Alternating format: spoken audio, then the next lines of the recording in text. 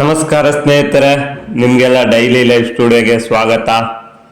ಇತ್ತೀಚೆಗೆ ವೈರಲ್ ಆಗ್ತಾ ಇರೋ ಕೇರಳದ ರೀಲ್ಸ್ ವಿಡಿಯೋ ನೀವೆಲ್ಲ ನೋಡೇ ಇರುತ್ತೀರಾ. ನೋಡಿಲ್ಲ ಅಂದ್ರೆ ಆ ರೀಲ್ಸ್ನ ಒಮ್ಮೆ ಹಾಕ್ತೀನಿ, ನೋಡ್ಕೊಂಬನ್ನಿ.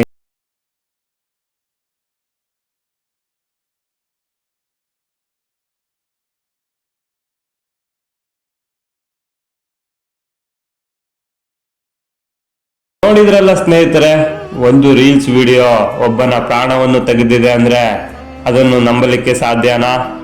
ಆದರೂ ನಂಬಲೇಬೇಕು ಸ್ನೇಹಿತರೆ. ಆ ವೈರಲ್ ಆಗಿರೋ ವಿಡಿಯೋದಲ್ಲಿ ಕಾಣಿಸ್ತಾ ಇರುವ ಮಹಿಳೆ ಹೆಸರು ಶಿಮ್ಶಿತಾ ಮುಸ್ತಾಫಾ ಅಂತ. ಮೂಲತಃ ಕೇರಳದವರು. ಈಕೆ ಬಸ್ಸಿನಲ್ಲಿ ಹೋಗುತ್ತಿರುವಾಗ ಲೈಕ್ಸ್ ಮತ್ತು ಕಾಮೆಂಟ್ಸ್ಗಾಗಿ ಒಂದು ವಿಡಿಯೋ ಮಾಡ್ತಾಳೆ. ಆ ವಿಡಿಯೋವನ್ನು ಸೋಷಿಯಲ್ ಮೀಡಿಯಾದಲ್ಲಿ ಹಾಕ್ತಾಳೆ. ಮತ್ತೆ ಕ್ಯಾಪ್ಷನ್ ನಲ್ಲಿ ಕೂಡ ಈ ವ್ಯಕ್ತಿ ನನ್ನ ಹತ್ತಿರ ಅನುಚಿತವಾಗಿ ನಡೆದುಕೊಂಡಿದ್ದಾನೆ ಅಂತ ಹಾಕ್ತಾಳೆ. ಒಮ್ಮೆ ಆ ವಿಡಿಯೋ ಸೋಷಿಯಲ್ ಮೀಡಿಯಾಗೆ ಬಂದರೆ ಗೊತ್ತಲ್ಲ ಸ್ನೇಹಿತರೆ, ನಮ್ಮ ಜನರು ಆ ವಿಡಿಯೋವನ್ನು ಶೇರ್ ಮಾಡ್ತಾರೆ ಮತ್ತು ಬಾಯಿಗೆ ಬಂದ ಹಾಗೆ ಕಮೆಂಟ್ ಹಾಕ್ತಾರೆ.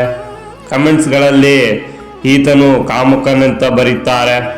ಇನ್ನು ಕೆಲವರು ಈತನಿಗೆ ಸರಿಯಾದ ಶಿಕ್ಷೆ ಆಗಬೇಕು ಅಂತ ಬರೀತಾರೆ. ಈ ವಿಡಿಯೋವನ್ನು ನೀವು ಸರಿಯಾಗಿ ವೀಕ್ಷಿಸಿದರೆ ಆ ವ್ಯಕ್ತಿ ಆ ಮಹಿಳೆ ಹತ್ತಿರ ಅನುಚಿತವಾಗಿ ವರ್ತಿಸಿರಲಿಲ್ಲ. ಬದಲಾಗಿ ಈಕೆಯೇ ವಿಡಿಯೋಗೋಸ್ಕರ ಆತನ ಪಕ್ಕಕ್ಕೆ ಹೋಗಿ ನಿಲ್ತಾಳೆ. ಕೇವಲ ವ್ಯೂಸ್ ಮತ್ತು ಲೈಕ್ಗೋಸ್ಕರ ಇದನ್ನೆಲ್ಲ ಮಾಡ್ತಿರುತ್ತಾಳೆ. ಅಂದ ಹಾಗೆ ಈ ವಿಡಿಯೋದಲ್ಲಿ ಕಾಣ್ತಾ ಇರುವ ಈ ವ್ಯಕ್ತಿ ಹೆಸರು ದೀಪಕ್ ಅಂತ. ಮೂಲತಃ ಕೇರಳದವರು. ಕಣ್ಣೂರಿಗೆ ಕೆಲಸಕ್ಕೆ ಅಂತ ಹೋಗುತ್ತಿದ್ದರು. ಇವರು ಸೇಲ್ಸ್ ಮ್ಯಾನೇಜರ್ ಆಗಿ ಕೆಲಸ ಮಾಡ್ತಿದ್ರು.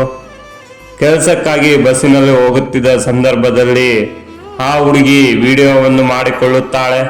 ವಿಡಿಯೋ ಮಾಡಿ ಸೋಷಿಯಲ್ ಮೀಡಿಯಾಗೆ ಹಾಕುತ್ತಾಳೆ. ಸೋಷಿಯಲ್ ಮೀಡಿಯಾದಲ್ಲಿ ಈ ವಿಡಿಯೋ ತುಂಬಾ ವೈರಲ್ ಆಗುತ್ತದೆ. ಜನ ಬಾಯಿಗೆ ಬಂದ ಹಾಗೆ ಕಮೆಂಟ್ ಮಾಡ್ತಾರೆ.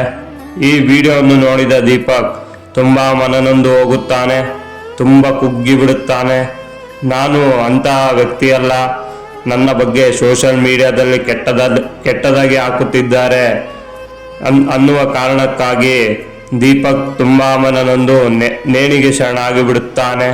ನೋಡಿದ್ರಲ್ಲ ಸ್ನೇಹಿತರೆ, ರೀಲ್ಸ್ ಹುಚ್ಚಾಟಕ್ಕಾಗಿ ಒಬ್ಬ ವ್ಯಕ್ತಿಯ ಪ್ರಾಣವನ್ನೇ ತೆಗೆದು ಬಿಡುತ್ತಾಳೆ. ಈಗ ಈಕೆ ಮೇಲೆ ಪೊಲೀಸ್ ಠಾಣೆಯಲ್ಲಿ ಕೇಸ್ ಆಗಿದೆ. ಆದರೆ ಈಗ ಈಕೆ ಎಲ್ಲೋ ಕಣ್ಮರೆ ಆಗಿದ್ದಾಳೆ ಅಂತ ಕೇಳಿ ಬರ್ತಾ ಇದೆ.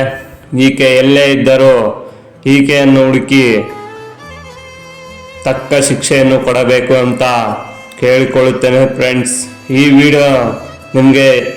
ವಿಡಿಯೋ ನೋಡಿ ನಿಮಗೆ ಏನು ಅನ್ನಿಸ್ತಾ ಇದೆ ಅಂತ ಕಾಮೆಂಟ್ ಬಾಕ್ಸ್ನಲ್ಲಿ ಬರೀರಿ ಸ್ನೇಹಿತರೆ.